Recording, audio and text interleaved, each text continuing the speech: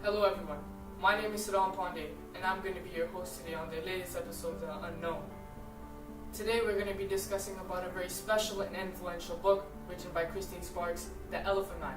I will not only be talking about the book itself, but the many social themes that are infested in this book and how some of them are still existing to this day.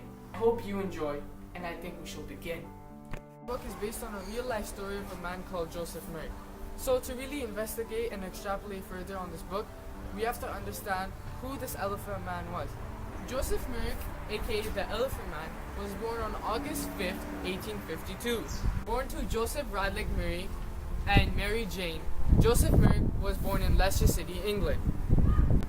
Not born with any abnormalities, everything seemed to be going well until at the age of 21 months, Joseph Merrick started to grow lumps on his lips.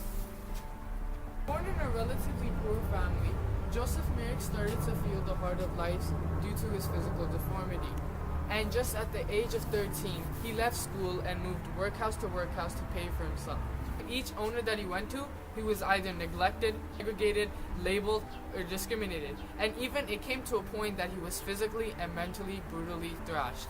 Kids who worked in that workhouse at the age of 15 to 17 would leave him alone, just because he looked different. This was a form of segregation, neglect, discrimination. Just to put it into terms and a better perspective for you guys, pretend this sheet, which I have in my hand right now, being the Elephantman.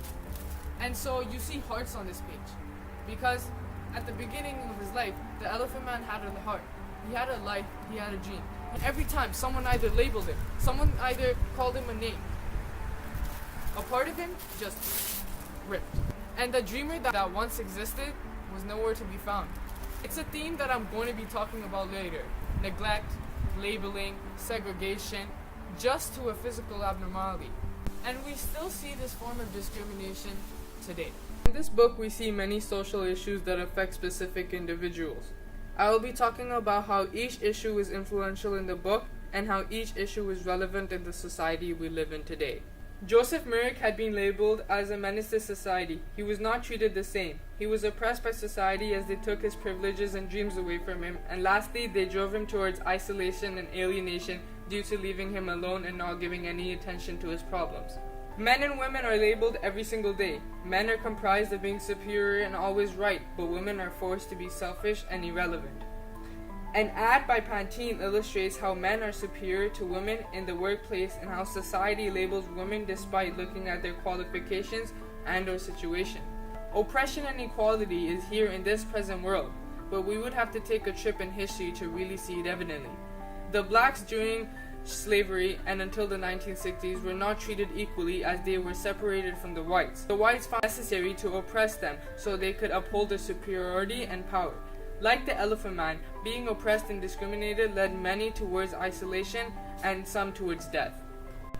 Due to society always pushing and shoving the Elephantman down, justice was hard to come by. Going from owner to owner who brutally beat him and starved him to death, justice to the Elephantman and his rights were never given.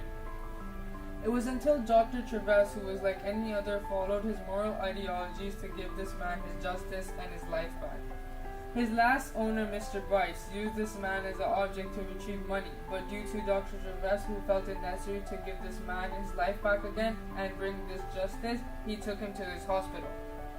By doing this, justice was given to the Elephantman, and therefore it led him to interacting socially with others and having a dream again. In the world we live in, it is necessary that each human has rights and a chance to get justice. However, an incident like the Trayvon Martin case, justice was not given to the needy, but rather a blind eye was given to the guilty. This was due to factors such as stereotyping and racism, which led to the wrong verdict. Faith is something that is not that evident and influential, but it is a tool that is used by Joseph Merrick to enlighten him with hope. Joseph Merrick used to have a Bible with him always that was given to him by a friend. He cherished this Bible and found it a means to escape from the brutality and discrimination that he was facing. He clearly explains that this Bible gave him hope for a better tomorrow. An example would be a soldier who, like the Elephantman, doesn't know what will happen to them next, but they keep their trust in God and always use their faith as a guidance of hope and victory.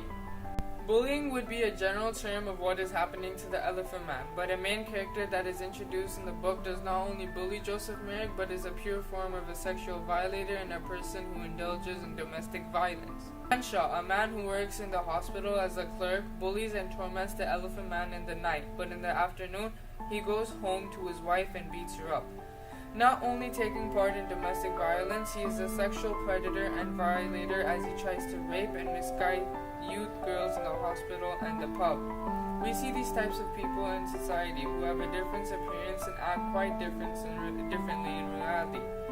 Renshaw was not only a sexual predator, but a man who used to beat his wife, which is marital violence/rape.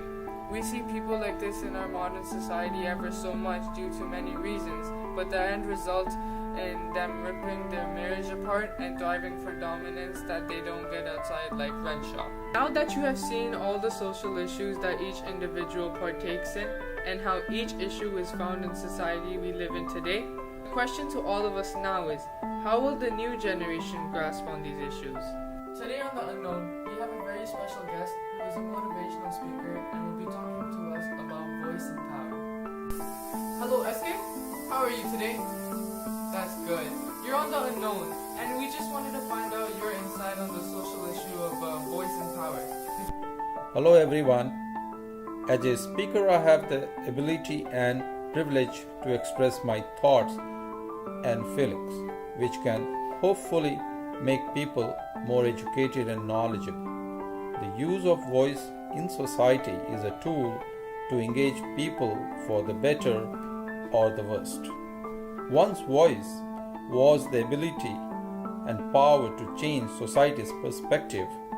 Voice is given by God to us, but don't forget, it can create hell. Thank you for the insight, and I hope you have a good day. We see how important voice and power is in the book The Elephant Man. Characters such as Joseph Merrick and Mr. Donner don't have the power of voice. A voice and power that is influential and superior to any is society's. In this book, society uses their voice to discriminate the Elephant Man, and therefore it had the power to ruin his life. We know in the book that Dr. Chavez saves the Elephant Man, but in society, social issues such as labeling and neglect are brought to the general public through media.